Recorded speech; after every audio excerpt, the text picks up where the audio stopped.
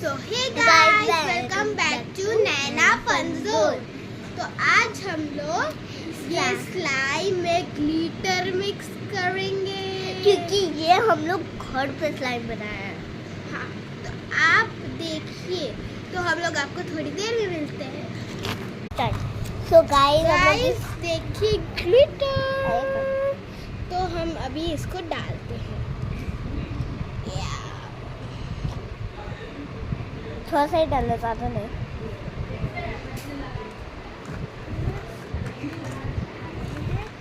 अब हम लोग इसको फैलाएंगे और देखिए पूरा स्लाइम ग्लिटरी हो गया है।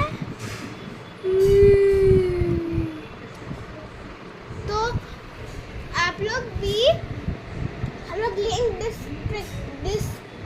डिस्क्रिप्शन में लिख देंगे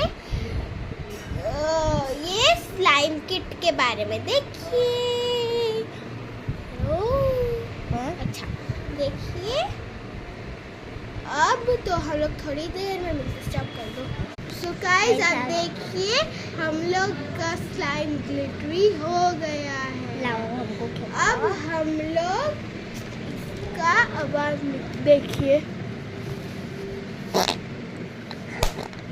लग रहा है कोई फाट कर रहा है। कैमरा में को।